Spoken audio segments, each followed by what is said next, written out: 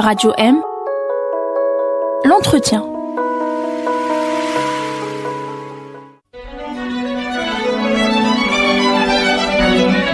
Pour bien s'entendre, il faut bien s'écouter. Rendez-vous sur M, la petite radio du Grand Maghreb.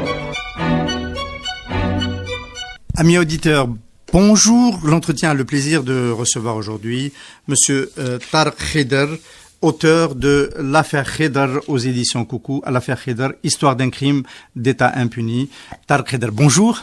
Bonjour. Merci d'avoir choisi Radio M pour parler pour la première fois en Algérie de votre livre, le livre que vous avez édité donc aux éditions Coucou et qui traite, vous le dites dans le titre, de l'histoire de ce crime d'État impuni, l'assassinat de votre défunt père, Monsieur Mohamed Khedr. Pour les auditeurs peut-être jeunes qui ne le savent pas, Mohamed Khedr, un des 9 chef historique du déclenchement du 1er novembre 1954. Il était le chef de la délégation extérieure. Les 6 de l'intérieur, nous les connaissons, on en parle beaucoup. Les 3 de l'extérieur, au Caire, au bureau arabe du Caire, Mohamed Khedr, Ben Bella, Ahmed Ben Bella et Hussein Aït Ahmed. Mohamed Khedr qui a été assassiné au début de l'année de 1967. Et donc, vous êtes, à cet âge-là, vous avez 13 ans, vous êtes son fils aîné. Vous éditez en 2017, aujourd'hui seulement, un livre qui revient sur cette affaire. Donc, ma première question, pourquoi vous avez attendu aussi longtemps pour nous parler de l'affaire Khedr, Monsieur Tarek Khedr? Pourquoi? Parce que tout simplement, il faut voir les circonstances. Je veux dire que la famille a vécu. On a vécu pendant très longtemps un petit peu sous la pression. Malheureusement, même après la mort de mon père, on avait toujours la chape de plomb concernant le problème des fonds. On en parlera. Bien sûr. Le trésor du FLN, ce qui a défrayé la chronique. Et donc, c'est des affaires qui faisaient que nos relations étaient encore vraiment très tendues avec l'État algérien. Jusqu'à la résolution de l'affaire, qui, elle, est venue très tard. Elle est venue du temps de Chadli Ben Jedid. Donc, bon, ça d'une part. D'autre part, il faut voir que le dossier de l'assassinat, on a pu l'avoir que bien plus tard. C'est-à-dire que nous avons obtenu de la part des autorités judiciaires espagnoles la possibilité d'accéder à ce dossier et donc parce que au fond ce livre, disons l'importance de ce livre, il est aussi dans les détails. Et pourquoi le dossier judiciaire n'était pas accessible pendant aussi longtemps? Tout simplement, peut-être parce qu'on s'en est pas occupé aussi. C'est pas une question de. Parce que le régime de Franco, il faut dire aussi que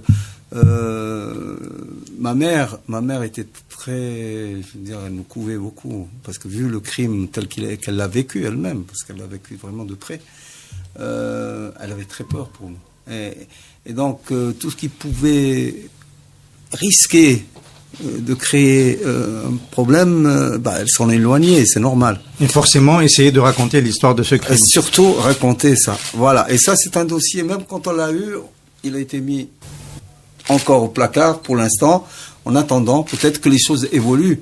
Parce que, au fond, nous, ce qui nous intéresse, c'était... on cherche pas à avoir la tête de quelqu'un. C'est pas le problème, il n'est pas là. Le problème, c'est simplement de connaître la vérité. C'est tout. C'est d'avoir la possibilité à ce que la famille fasse un petit peu le deuil de Mohamed Khedr, dans le sens où on l'a tellement incriminé, on l'a tellement perverti. Je parle du système, de l'État, par cette affaire défendue FLN où on l'a vraiment traité de tout. Tous les noms, que ce soit du temps de Ben Bella ou de Boumediene, que cette tâche-là, elle est restée là sans que personne vraiment s'en occupe. Alors, le fait que cette tâche soit restée là et que personne n'ait pu, pour toutes ces raisons, on les comprend très bien, Monsieur Tarek Khedr, on les comprend parfaitement. Donc, que personne n'ait pu s'en occuper, s'occuper de mettre un éclairage sur ces faits, sur essayer de rechercher la vérité. Est-ce que ça n'a pas finalement consolidé l'idée que c'est peut-être pas le régime algérien qui a assassiné votre père Mohamed Khedr? Pour les gens, oui. Oui, mais je vous dirais franchement. C'est vrai que ça, ce sont des éléments qui sont tangibles. Donc avec ça, on peut effectivement juger de l'implication de. Mais ceci étant, il y a toujours eu des interventions pour bien montrer que l'État avait commis cet acte. Et sincèrement, même si ce sont des opposants, ça a été des déclarations qui étaient claires. On parlait le nom du tueur et même le nom de Boukhalifa, je le dis, c'est celui qui était l'attaché entre guillemets culturel dans l'ambassade à Madrid. Ben il était cité. Bon, alors peut-être en parlant, il n'y avait pas encore de réaction, je vous dirais, qui aurait été dure et donc il n'y avait pas de polémique là-dessus et on préférait laisser dormir un petit peu les choses. Mais il y a eu quand même il y a eu des interventions. C'était notamment le fait de feu Hossein Ait Ahmed Hossein Ait Ahmed qui avait fait des déclarations très claires. Il a fait des déclarations très claires. Alors les faits, on va y revenir tout de suite. Tarek Khedr, le 3 janvier 1967, la famille est exilée en Espagne, à Madrid, et Mohamed Khedr, c'est le 27 du mois de Ramadan. Donc, il choisit de sortir, d'aller au chevet d'un de ses amis, et il choisit de ne pas prendre avec lui les gardes du corps espagnols, parce que on le savait déjà en danger, et il avait des gardes du corps espagnols. Il choisit de sortir sans, avec votre maman et son frère.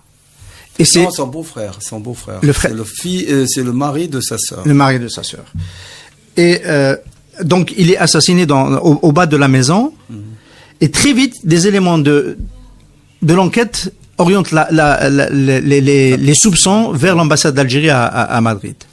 Alors, en fait, ça s'est fait très vite, c'est vrai. Mais ça s'est fait vraiment parce que ils ont mené une enquête très serrée. Le juge Alvarez. Oui. Le juge Alvarez. Et puis tout a démarré surtout par, vous savez, les gardes-corps que Khedr avait. C'était des gens qui étaient c'est pas des simples gardes-corps, hein, c'est des gens qui étaient gradés aussi, qui avaient une certaine importance. Et il s'était beaucoup attaché à mon père. Mon père avait été quelqu'un de très simple. Il n'avait pas avec le protocole, etc. Donc il les mettait très à l'aise et ils se sont pris beaucoup de sympathie et lorsque mon père a été tué, ça les a vraiment touchés. Donc même leurs interventions, c'est-à-dire leurs actions, ont été là pour dire il faut absolument faire la vérité sur ce meurtre, d'autant que vraiment ils ne le méritaient pas parce qu'ils le connaissaient pour être dans ses discussions, dans sa façon d'être et tout. Donc la police madrilène a vraiment fait un travail, mais je dirais vraiment extraordinaire parce que ils ont tout de suite attaqué les pistes qu'il fallait. Ils savaient déjà, puisque les gardes-corps le surveillaient, donc ils avaient déjà des éléments de les mouvements suspects, la sécurité militaire qui avait mis des gens autour, etc. Donc ils avaient plein d'éléments déjà. Donc ils se sont bornés à simplement exploiter tout le terrain qu'ils connaissaient déjà, de toute cette de ce monde un peu souterrain. Et disons la chance qu'on a eue, c'est que le meurtrier avait laissé beaucoup de traces derrière lui. Alors la justice, on va en parler. La justice désigne dans le premier rapport de conclusion du juge Alvarez désigne Dahmouch Youssef comme assassin et un mandat d'arrêt est lancé et malheureusement Dahmouch Youssef échappe à la police espagnole. Il est déjà signalé en Italie le 7 janvier, 4 jours après les faits, passage par le poste frontière de Montan. Il est à Milan et lorsque la police italienne est saisie pour l'arrêter, elle fait savoir qu'il est passé en Suisse. Ensuite, les poursuites ne permettent pas de l'arrêter en Suisse et Non. il est porté disparu. Voilà. De Suisse, je crois qu'il a été pris en charge et il est parti directement en Algérie. Exfiltré. Ouais. Et c'est quelqu'un qui n'était pas, je dirais, d'un très grand niveau. Hein. C'était un truand qu'on avait sorti comme ça pour faire la besogne. Donc, à la limite, c'était du menu frottin, comme on dit, et ils vont s'en débarrasser. Je le dis d'ailleurs dans le livre. On en parlera après. Ouais. On parlera du sort de l'assassin après. Ouais. Mais évidemment, comme il s'agit de ce type de personnage, il peut pas organiser cet assassinat tout seul. Non. C'est donc un certain Rabah Boukhalifa, supposé attaché culturel à l'ambassade algérienne de Madrid, qui est en fait le cerveau de l'opération. De toute façon, moi, je me borne à dire ce que l'enquête a donné. Hein. Le nom de Boukhalifa, il a été clairement établi dans l'enquête. Disons, les éléments qui font croire qu'effectivement l'ambassade est impliquée, Boukhalifa était un homme comme un autre, il aurait pu être un truand, et on dirait que l'ambassade n'est pas responsable de ses actes. Et il était commissaire de police en Algérie.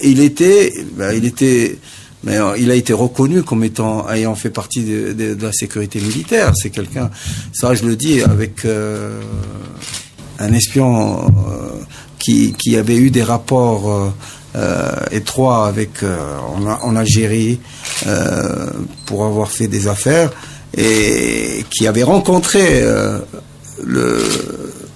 l'attaché culturel, entre guillemets, qu'il avait rencontré, mais dans des circonstances très précises, en tant que membre de la sécurité militaire. Il le dit. Et il y a un autre témoignage, celle d'un personnage un peu interlope, Georges Capozzi, qui conforte aussi cette thèse. Et puis, disons que les fréquentations qu'il avait avec Darmouche montrent bien l'implication qu'il avait, parce il surveillait étroitement Darmouche pour qu'il accomplisse sa mission. Parce que Darmouche, lui, à plusieurs reprises, il a hésité. Il voulait pas. Et d'ailleurs, le jour du meurtre, il était saoul. Il s'est saoulé pour faire ça. Donc c'est quelqu'un qui vraiment, par force, il y avait une voiture qui l'attendait, qui était derrière le véhicule où se trouvait mon père, et qui surveillait Darmouche. C'est-à-dire qu'il est là pour qu'il fasse son travail. Donc voilà. Donc c'est une affaire qui a été montée clairement avec l'appui de services parallèles, etc. Voilà. Alors ça on peut pas. La police de Franco, la police espagnole, rate l'arrestation de l'assassin, n'arrive pas à l'extrader parce qu'il est rapidement exfiltré, mais il reste sous la main ce Rabah Boukhalifa, attaché culturel à l'ambassade d'Algérie, et à un moment donné dans l'enquête, l'immunité diplomatique est écorchée. Oui, parce que... Alors j'en parle pourquoi? Parce que page 158 dans votre livre, l'affaire Khédar, on a un extrait qui nous dit, donc c'est un extrait d'un article de presse espagnol. Avant-hier, le ministre algérien des Affaires étrangères, Abdelaziz Bouteflika, a formulé une protestation au chargé d'affaires espagnol à Alger, tandis qu'une démarche similaire avait été effectuée par l'ambassadeur algérien à Madrid au ministre des Affaires étrangères, M. Castillo. L'objet de cette protestation, atteinte à l'immunité parlementaire touchant M. Rabah Boukhalifa.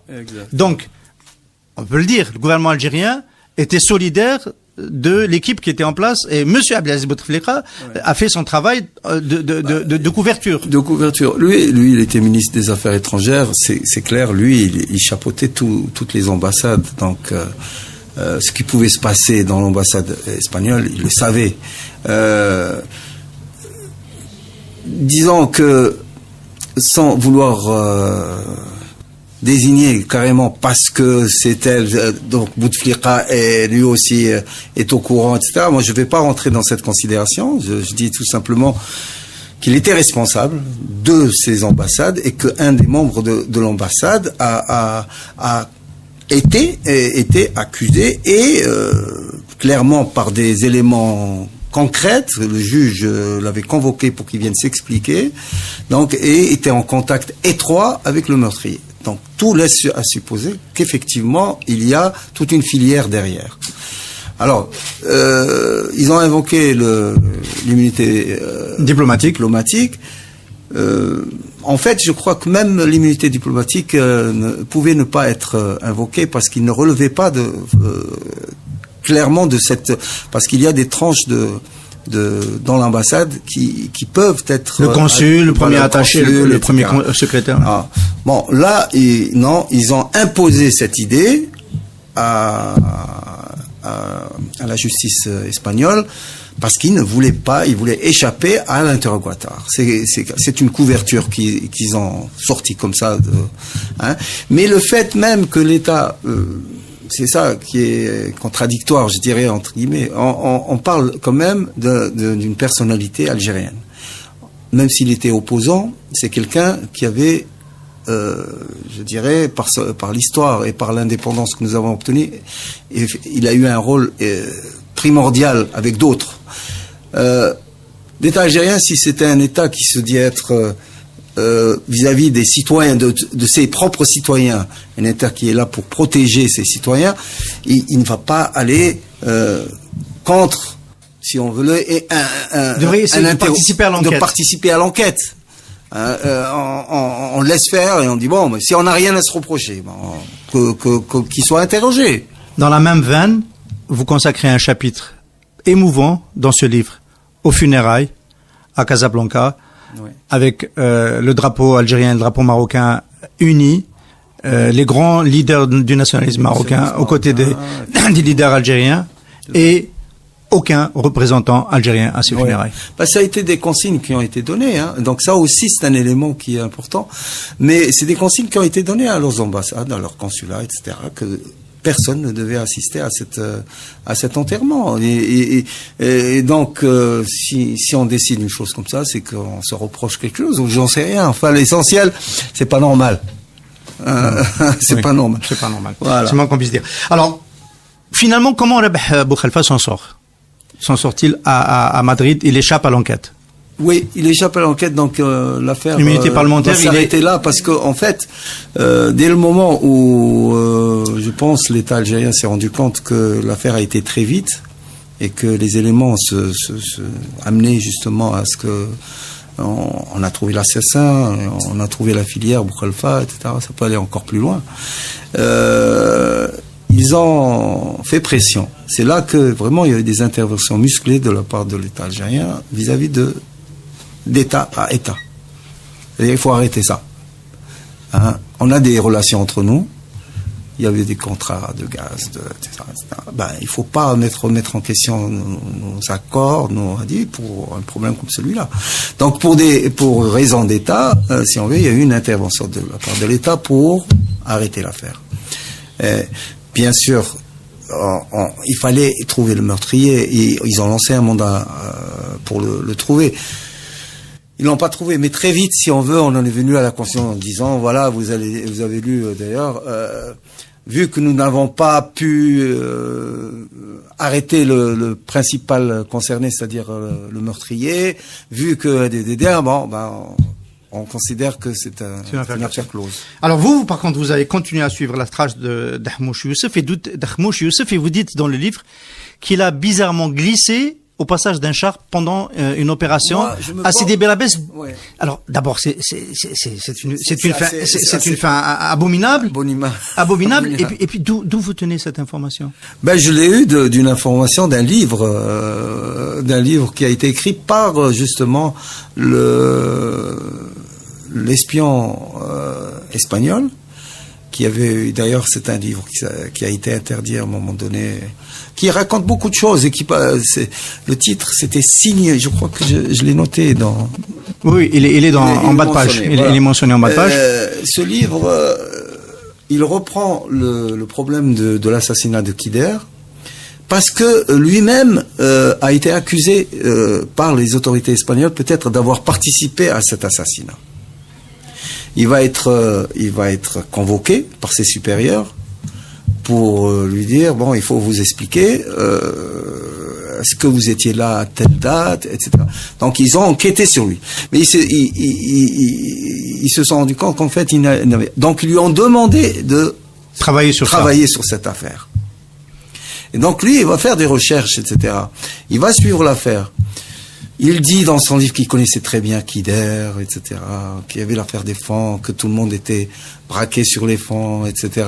Mais ça c'est l'esprit, si on veut, c'est l'espion, si on veut, qui est c'est des gens qui sont pas d'un très grand niveau, hein, je dirais franchement, ils sont très bas en matière d'argent, de machin, etc. Ils parlent de beaucoup de choses qui sont terre à terre, mais en ce qui concerne l'affaire Kider,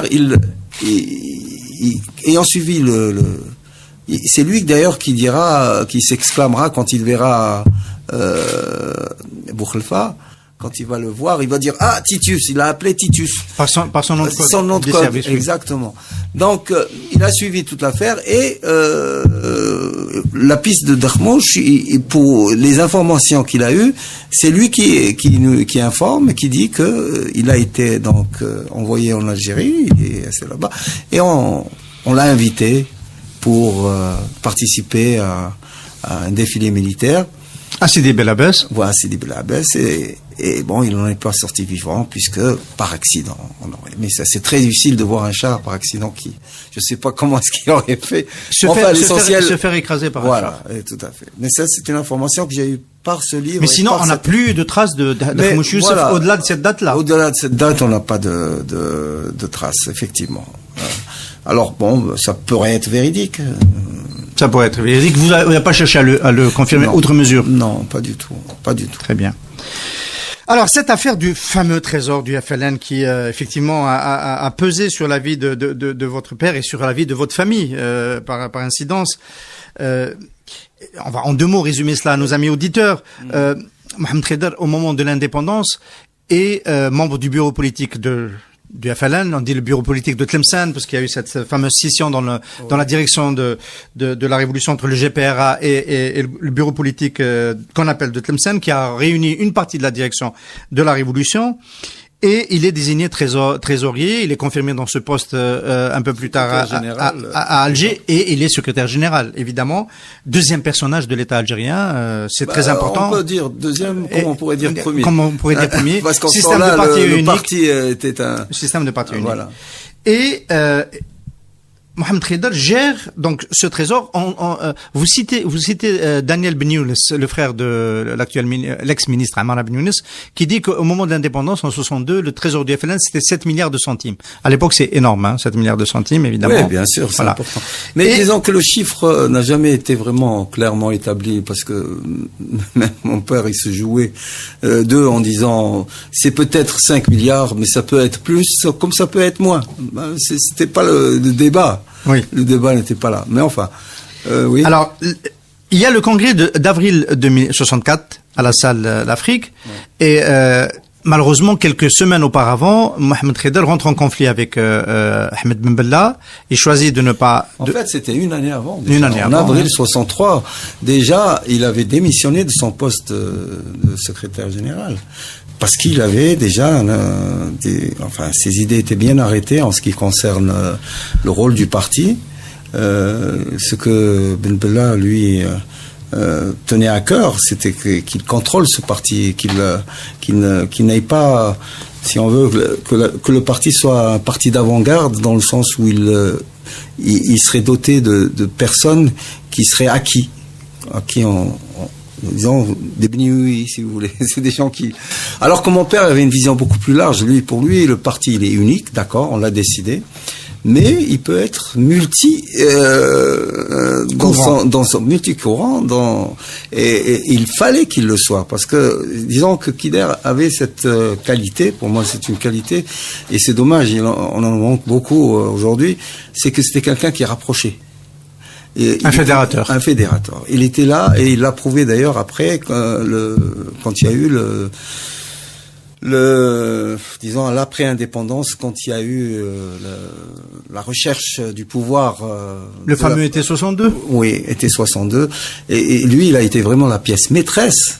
Hein, quand on lit toutes les actions qu'il a entreprises pour rapprocher les gens, etc., ça a été vraiment l'élément fédérateur qui a permis justement de trouver une solution à travers justement ce bureau politique. Alors, j'ai cité le congrès d'avril 64 pour dire Mohamed Khedr affirme, il est toujours en Algérie à ce moment-là, je ferai la passation donc du fameux trésor du FLN, avec une direction légitime, élue par un congrès légitime. C'est pas le cas, et il reconnaît pas les résultats de ce congrès, et donc j'attendrai que ça soit le cas pour le faire. Ensuite, évidemment, il est repoussé dans l'opposition par l'attitude de Ahmed Ben Bella, et à ce moment-là, il décide de donner accès à ce trésor-là à tous les leaders de la révolution qui font de la politique. Voilà. Et donc il y a une partie qui va aller à l'opposition.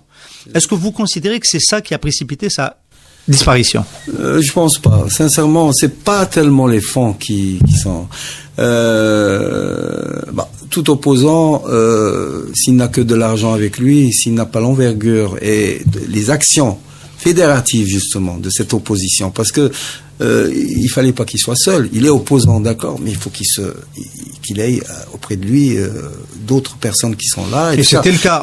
Dans votre livre, on lit qu'en décembre 66, il y a une réunion qui se tient. Une réunion, effectivement, où il y a Boudiaf, Ahmed, Bjaoui, plusieurs leaders de l'opposition qui sont en train de monter un front commun. Oui.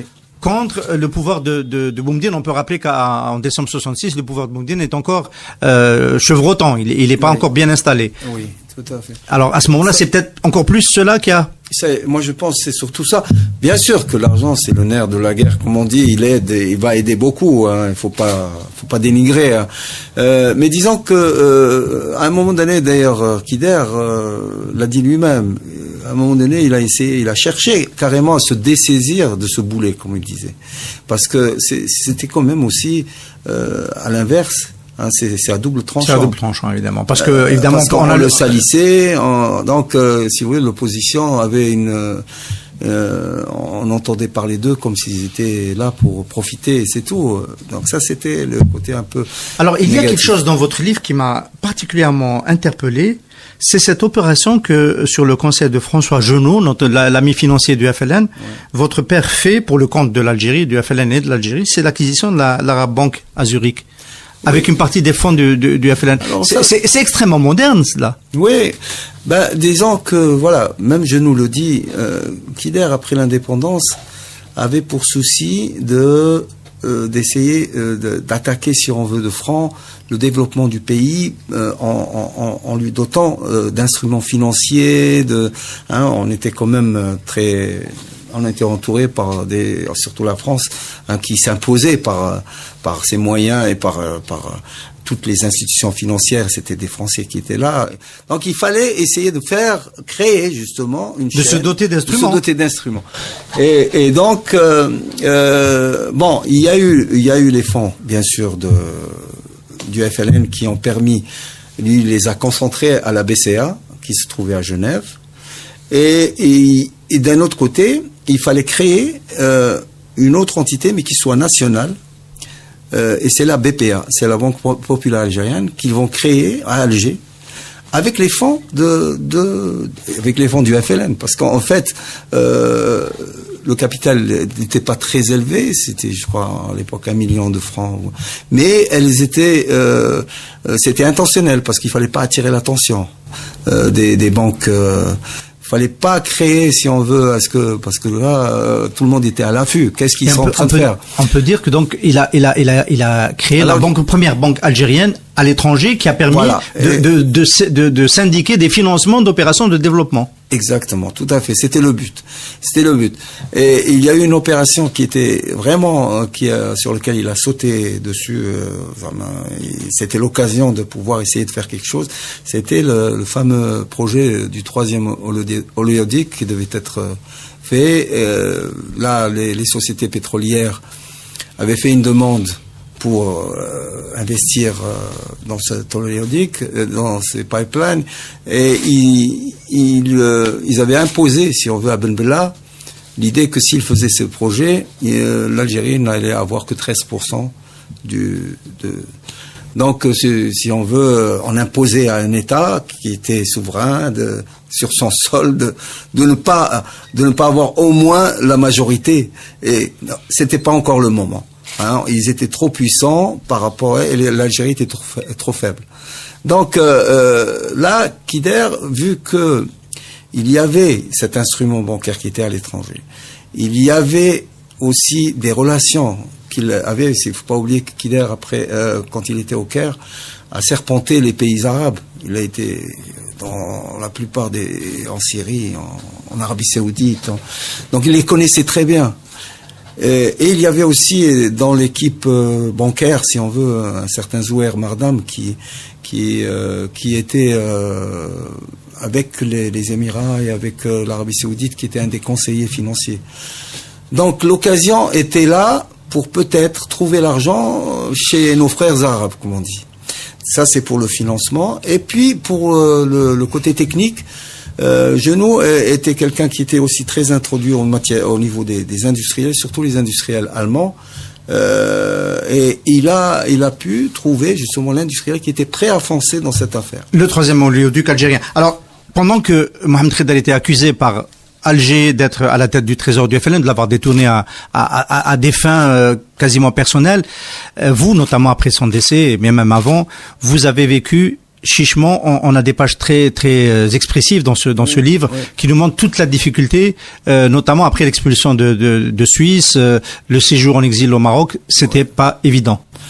Oui, bien sûr que c'est pas évident. C'est-à-dire qu'en fait, les gens s'imaginent, ils avaient le trésor du FLN, ils vont vivre comme des rois, etc. Mais il faut s'imaginer que, et ça déjà du temps de mon père, hein. Mon père avait très bien exprimé les choses en disant je ne toucherai rien, sinon pour l'opposition, je ne prendrai que le solde de mon salaire, qui est considéré comme étant dû. Et après, ça a été aussi la même chose, dans le sens où il fallait sauvegarder, si on veut, cet aspect où on n'était pas là pour piocher dans la caisse. Et donc, on a vécu de quoi? Je vous dis franchement, je le cite d'ailleurs dans le livre, ma mère a été, après l'assassinat de mon père, elle a été en Arabie Saoudite avec mon oncle. Ils ont rencontré le roi Faisal, parce qu'il c'était un ami aussi à mon père. C'était en ce temps-là, il était prince encore, mais il l'avait beaucoup apprécié. Et donc il l'a reçu et c'est lui qui a assuré, si on veut, les frais, etc. La solution facile aurait été de piocher de ce qu'il y avait. Hein. Bien sûr. Mais bon, disons que ça a été quand même difficile. Ça a duré pendant un moment. On a pu vivre de ce qu'il y avait, mais même plus tard, le poids, si on veut, de la famille qui est en Suisse, c'est pas facile. A obligé même Aït Ahmed à nous dire, écoutez, financièrement, on n'arrive pas à s'enterrer. Il y a un lien familial, il faut le rappeler. Oui, qui est le beau-frère de ma mère, puisqu'il s'est marié avec sa sœur. Donc, il lui a dit, écoute, on a des problèmes, on est endetté, etc. Il faut trouver un autre moyen. On peut pas rester. C'est là où vous êtes obligé de revenir au Maroc. C'est là qu'on est parti au Maroc. Et alors, donc, je vous fais reparler de tout ça parce que c'est quand même très important. Ouais. C'est quand même très important. On peut s'imaginer, pour une partie de ma génération qui a vécu ce problème, qui l'a connu, qu'effectivement, trésor du FLN signifiait. Enfin, c'est tellement de vogue en ce moment en Algérie qu'on peut pas s'imaginer que les grands leaders de la révolution étaient capables d'avoir l'attitude qu'a eu votre père. Il n'en demeure pas moins que vous voulez toujours vous débarrasser de ce fardeau. Et votre mère, ça, c'est un passage aussi qui m'a, par contre, complètement tétanisé. Tente une réconciliation, tente un accord avec Houari Boumediene. Et elle le rencontre. C'est juste. C'est quand même difficile, ça. C'est quand même pas évident de rencontrer la personne qu'on dit et qu'on pense être l'assassin de son époux. De son époux. On peut rappeler, ça se passe quand? Alors, ça se passe en 70. En 1970. Il y a ma mère qui, donc, mon oncle qui propose de directement voir le concerné pour arrêter cette affaire. Il n'y a que le président qui peut accepter à ce que nous nous mettions à table. Donc, ma mère part avec les documents, avec une lettre aussi même, très explicite, de François Genoud, puisque lui, il était un des maîtres d'œuvre, si on veut, de tout le montage. Il était fondé de pouvoir. Et où il explique d'ailleurs clairement que aujourd'hui, l'argent du FLN a été placé dans une banque et que la BCA est la propriété de Kider et par là même la propriété du FLN et donc de l'Algérie. Et donc, si on veut, ce serait un peu dommage de perdre cet instrument et il faudrait négocier pour qu'on... Alors c'est le moment... Qu'on fasse le transfert de propriété. Le transfert de propriété. Donc, bien sûr, ma mère, quand elle va là-bas, elle lui parle de tout. Elle lui parle aussi de non pas simplement donner une banque comme ça, mais de parler... De la réhabilitation. De la réhabilitation de Kider. Il faut quand même mettre les choses au clair. Alors... Boumedienne va montrer qu'il est très ouvert dans ses discussions avec elle. Il va même lui dire, écoutez, moi j'avais absolument rien contre Kider. Au contraire, en fait, j'ai toujours été là pour être entre Ben Bella et Kider. C'est moi qui étais l'arbitre en quelque sorte. Mais donc, ça c'est pour échapper, si vous voulez, à l'idée qu'il était derrière cet assassinat. Donc elle lui expose tout et puis après il lui dit marhaba bik anaya fi Jazair marhaba bik, qui allait rester 6 mois sans passeport. Hein, ils l'ont laissé ici en attendant, ça uniquement pour bien la frotter. Et donc c'était un échec. Boumedienne en fait ne voulait pas d'un arrangement. Il voulait même la destruction de cette banque. Pour lui, il valait mieux qu'on reste dans l'esprit que Kider était un voleur que de dire ah non, on a récolté quelque chose de bien. Bien sûr, parce que donc ça a été toute sa démarche, hein, même quand Kider, avant sa mort, lorsqu'il y a eu le coup d'État en 1965, en juin 65, dans la déclaration de Boumedienne, on voyait qu'il reprenait vraiment toutes les thèses de l'opposition. Ben Bella est un autoritaire, un homme qui voulait avoir tous les pouvoirs, un homme qui a fait ci, tout ça. C'est tout ce que l'opposition disait avant que Boumedienne a repris. Donc, Kider a profité de l'occasion de dire, bon, ben, très bien, si tu es comme ça, je suis disposé à rentrer en Algérie et à trouver un terrain d'entente pour relancer, si on veut, le processus. Alors il a demandé à avoir des gens et on lui a proposé, enfin c'est Genoux qui connaissait bien déjà Zeggar et il a dit voilà, lui c'est un ami intime, hein, il va venir vous rencontrer, vous lui exposez ce que vous pensez, etc. Alors lui il lui a déjà là, il a expliqué à Zeggar, il lui a dit aujourd'hui nous devons clore cette affaire des francs. Moi je suis prêt à rendre des comptes et à restituer ce qu'il y a.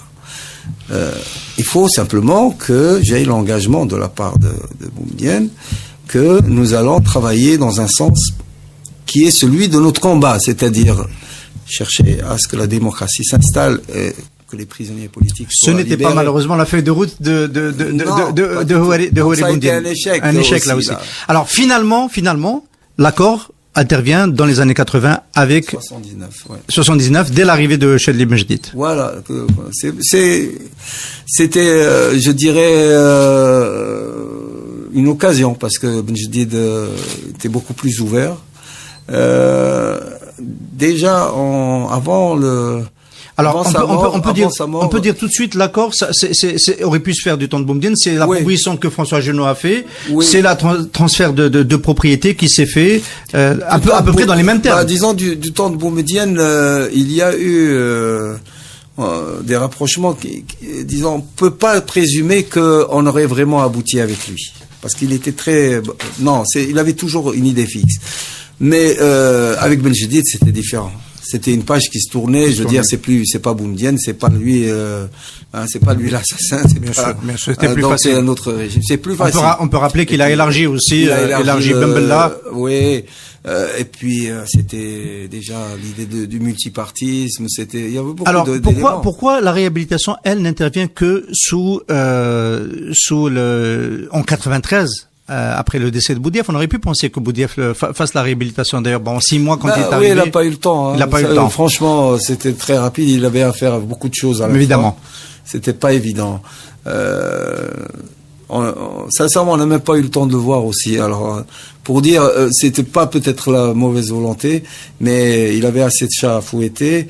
Et je pense que si les choses seraient arrangées, il nous aurait demandé de venir et on aurait discuté justement du cas de. Alors, dans votre accord, donc depuis 93, la mémoire de Mohamed Khedr, leader historique de la révolution algérienne, est réhabilitée. L'aéroport de Biskra est au nom de votre père. Au Carré des Martyrs, on a prévu donc une tombe au nom de votre père. Est-ce que pour autant, vous considérez que sa mémoire a été complètement réhabilitée? Non, elle n'est pas réhabilitée, parce que bon, c'est bien beau de donner des noms à des monuments, hein, ça reste toujours des monuments. C'est peut-être symbolique, c'est ce qu'on veut, mais il faut voir ce qu'il y a dedans. Vous savez, par exemple, l'université de Mohamed Khedr, de Biskra, lorsque regardez un petit peu la présentation sur Mohamed Khedr, alors que c'est l'université mais c'est vide, il y a rien. Alors on échappe à l'histoire en raccourcissant les choses. Alors c'est dommage. On ne dit pas qu'il a été assassiné en 67 à Madrid? Non, c'est le terme assassiné, ils ne le disent pas. Ils ont raccourci sa fonction. Il n'a jamais été secrétaire général. Non, c'est vraiment. Moi, j'ai envoyé un secrétaire général du FLN de 63. C'est quand même pas celui de 2016. Ça n'a rien à voir. C'est pas Saïdani. Ouais, c'est juste. Voilà. Donc, je veux dire par là. Voilà, il a un nom qui est inscrit dans le, mais à côté de ça, derrière tout le background, il n'existe pas. On n'a pas fait vraiment le nécessaire pour montrer ce qu'il était cet homme. Ça, c'est le volet moral, symbolique et historique. On peut être confiant pour penser que l'histoire finira de tout restituer à Mohamed Khedr. Il reste le volet, et on finit sur celui-là, le volet judiciaire. Vous utilisez le mot impuni dans Histoire d'un crime d'État. Oui. Qu'est-ce que vous pouvez attendre de plus de ce qui s'est fait jusqu'à maintenant? C'est-à-dire, c'est rien fait. Impuni, c'est le terme d'impuni, ce n'est pas l'idée. Il faudra bien désigner un coupable. Voilà, et le but n'est pas de trancher la tête à quelqu'un, c'est de dire la vérité. Qui a été le donneur d'ordre. Qui a été le donneur d'ordre, et donc l'État prenne ses responsabilités. C'est pas, je veux dire, devant l'histoire, tout responsable a le devoir d'établir les choses telles qu'elles sont. S'il se prétend être un responsable, je veux dire, si ce sont des gens qui cherchent l'intérêt du pays, l'histoire c'est quelque chose d'important. C'est ça, c'est la substance moelle je dirais, de tous nos rapports avec l'extérieur, avec l'intérieur. On se doit de dire les choses telles qu'elles sont. Et ces gens-là, en plus, c'est eux qui ont fait cette Algérie. Ils ont le droit à ce qu'ils puissent avoir un minimum de considération et que la vérité soit. Monsieur Tal Khedr, une dernière question. Il y a un autre leader historique de la révolution algérienne, M. Karim Belkacem, qui a été assassiné dans des conditions relativement semblables 2 ans plus tard, oui, dans un hôtel à Francfort en 70, à Francfort. Est-ce que vous connaissez une initiative dans sa famille qui pourrait faire la même démarche que la vôtre de recherche de la vérité que vous nous amenez aujourd'hui à travers ce livre? Alors, moi, à ma connaissance, sincèrement, je n'ai pas eu beaucoup de rapports avec la famille Karim Belkacem. Ma mère connaît bien la famille, elle les connaissait du temps où ils étaient ensemble, enfin, dans le combat pour l'indépendance, ils se voyaient souvent, ils venaient à la maison, etc. Donc sa famille elle-même, elle les connaît et tout, mais on n'a pas eu vraiment des rapports, je dirais, étroits après. Et à ma connaissance, je n'ai pas, je n'ai pas vu d'action pour vraiment attaquer de front le problème de l'assassinat de crime. Sinon, simplement je dirais, des des on-dit, quoi. On écrit, oui, non, il a été tué par dit. Mais il aurait fallu, nous, on a eu la chance d'avoir ce dossier, parce que c'est quelque chose de concret. Il aurait fallu peut-être qu'ils aillent chercher, et peut-être qu'ils auraient trouvé. C'est important. Peut-être que la lecture de l'affaire Khéder, de Tarek Khéder, aux éditions Coucou, les poussera à le faire. Merci beaucoup, Tarek Khéder, d'avoir été notre invité sur Radio M aujourd'hui. Merci. Merci à vous, ça m'a fait vraiment plaisir. Radio M, l'entretien.